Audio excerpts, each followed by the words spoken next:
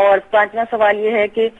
جیسے ایک شعر کا مفہوم کچھ ایسا ہے کہ اس میں لوگوں کی کھوجی طبیعت اور ہر معاملے میں ٹانگ اڑانے کو منکر نکیر سے تشبیہ دی گئی ہے، یعنی اس میں شاعر یہ کہتے ہیں کہ ایسے لوگوں سے محتاط رہنا چاہیے کہ یہ منکر نکیر کی طرح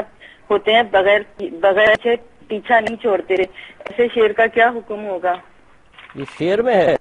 جی اچھا ٹھیک ہے۔ اور تو ایسا کہنا کیسا ہے؟ دیکھیں یہ کہنا انتہائی غیر مناسب ہے، کیونکہ یہ ہم اس وقت بولتے ہیں جب ایک شخص بہت زیادہ تکلیف کا باعث بن رہا ہوتا ہے، بیجا تکلیف کا باعث بن رہا ہوتا ہے، اور وہ بہت زیادہ برا محسوس ہو رہا ہوتا ہے اور اس کی حرکات اوچھی قسم کی ہو جاتی ہیں، یعنی گویا کہ برائی جب کسی کے سے ملتی ہے اور مسلسل اس کے تنگ کرنے کی بنا پر تو ہم اس قسم کے جملے کہتے ہیں۔ تو گویا کہ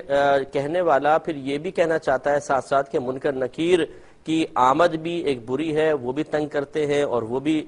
پیچھے پڑ جاتے ہیں اور اس سے مردے کو اذیت اور تکلیف ہوتی ہے، گویا کہ منکر نکیر کے عمل کو بھی برا قرار دینا ثابت ہو رہا ہے۔ حالانکہ فرشتے جو کچھ کرتے ہیں وہ اللہ تبارک و تعالی کے حکم سے کرتے ہیں، وہ مامور ہوتے ہیں، امر الہی بجا لا رہے ہوتے ہیں، وہ اپنی طرف سے کچھ بھی نہیں کرتے ہیں، تو ان کے کسی فعل پر اعتراض گویا کہ براہ راست اللہ تبارک و تعالی کے حکم پر اعتراض ہے، اور جو اللہ تبارک و تعالی کے حکم پر اعتراض کرے گا تو فقہاء اسلام نے لکھا ہے کہ وہ دار اسلام میں نہیں رہے گا۔ میں یہ نہیں کہہ رہا ہوں کہ یہ شخص کافر ہو گیا، بلکہ اس کو چاہیے کہ اللہ کی بارگاہ میں توبہ کرے اور احتیاطاً تجدید ایمان اور تجدید نکاح کرے،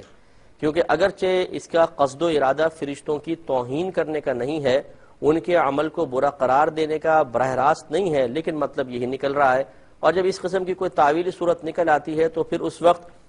ہم قائل کے کہنے والے کے قول کو تو کفر قرار دیتے ہیں، لیکن احتیاطاً کہنے والے کو کافر قرار نہیں دیتے ہیں، اور اس کو یہ کہتے ہیں کہ آپ تجدید ایمان کر لیں، اگر آپ صاحب نکاح ہیں تو احتیاطاً نکاح بھی کر لیں،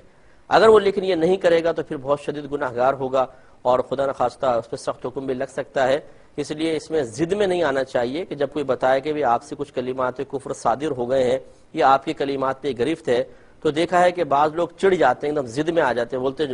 ہے تو ہے معاذ اللہ ثم معاذ اللہ، یا ہم نہیں کرتے ہیں تجدید ایمان ہے، یہ تو مولویوں کی باتیں ہیں، اس قسم کے کمنٹس دے کر اور اپنے آپ کو خطرے میں ڈال لیتے ہیں۔ ہو جاتا ہے بعض اوقات انسان غصے میں زبان سے ایسے کلمات نکال دیتا ہے۔ صحیح سعادت مند شخص خوف خدا رکھنے والے کی علامت یہ ہے کہ وہ فوراً اس چیز کو محسوس کرنے کے بعد کہ میری زبان سے نادانستہ طور پہ کچھ غلط جملے نکل گئے ہیں جو گرفت کا سبب بن سکتے ہیں، وہ فوراً اللہ کی بارگاہ میں رجوع کرے گا، توبہ کرے گا اور تجدید ایمان اور تجدید نکاح میں دیر نہیں کرے گا۔ ایک کالر ہمارے ساتھ ہیں۔ السلام علیکم۔